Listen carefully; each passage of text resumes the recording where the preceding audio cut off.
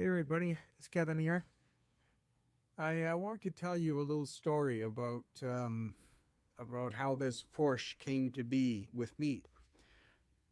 Basically, I used to be a little bit of a Porsche collector, and about 5 years ago, I switched things up, started getting into buying Ferraris, and I can tell you, after driving my first Ferrari, um, I knew that there was no way I could handle driving Porsche anymore over Ferrari.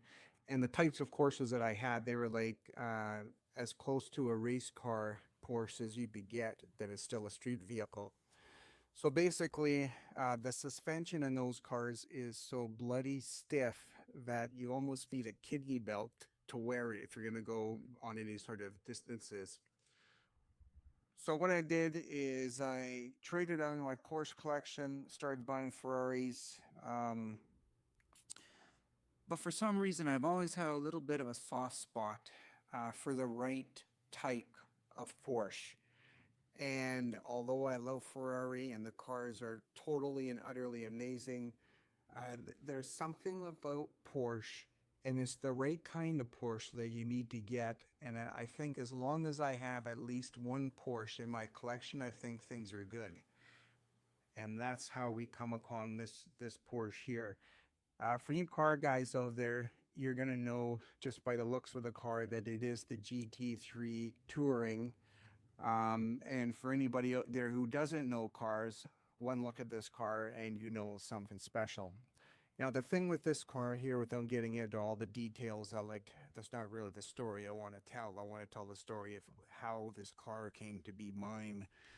And basically, what's so special about this car is it's got the 4 liter naturally aspirated red lines of 9,000 RPM. And the best part about this car is it is a manual. So I do all the shifting. I want to red line in second gear at the 9,000. Be my guest. That's exactly what I'll do. It's an unbelievable car. You get it on the highways and you're going long distances. It's amazing. Anyway, bottom line is, how did this car come to be in my life? This car in here, for those of you who may or may not know, when you buy a Porsche or you buy a Ferrari, it's not like buying a regular type vehicle, American-made vehicle that you just walk onto the lot and you've got a selection of 20 with all kinds of different options. It doesn't work that way in the world of Porsche and Ferrari. First off, you're not going to get a car like this if you have not bought, I would say, at least 4 to 5 Porsches from the dealership already.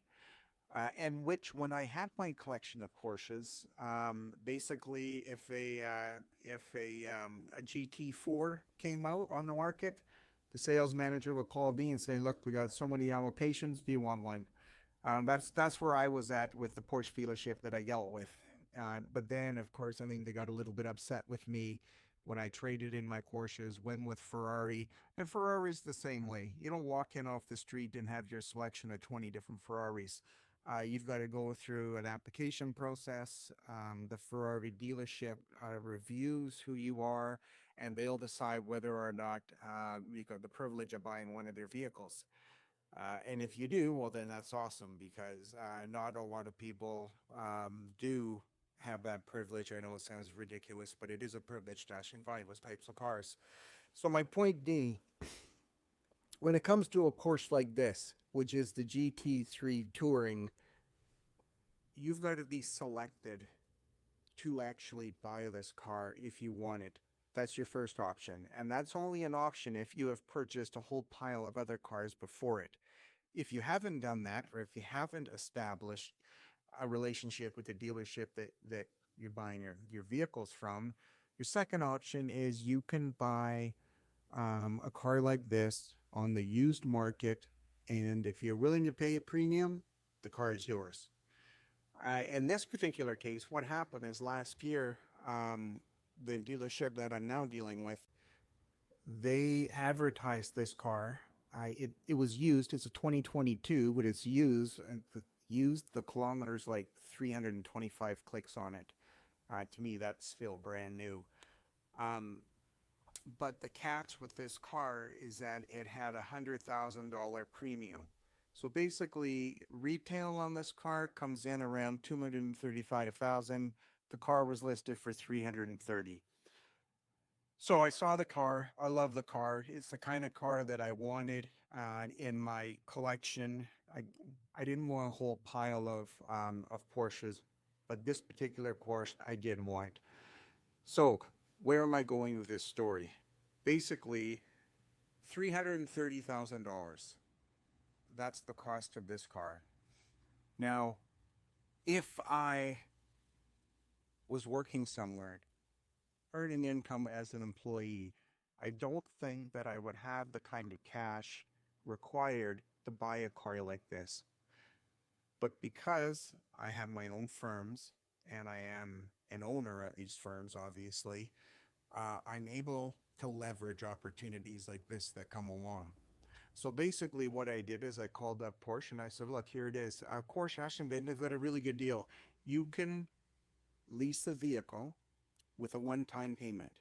Rather than making multiple payments every month, you do a one-time payment, and that's either on the 2-year lease or a 3-year lease.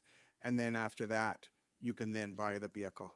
You're never going to trade the vehicle in or let it go after the lease because the car is worth more than what you actually owe on it, always. So basically, when you lease a vehicle like this, all you're doing is you're leveraging your cash flow. So instead of me having to cough up $330,000 all at once, what I could do is I could cough up $165,000, and then I think this is a 2-year lease. 2 years later, I cough up the other 165, and then the car is mine. So what it does is it just buys you some time. That's all.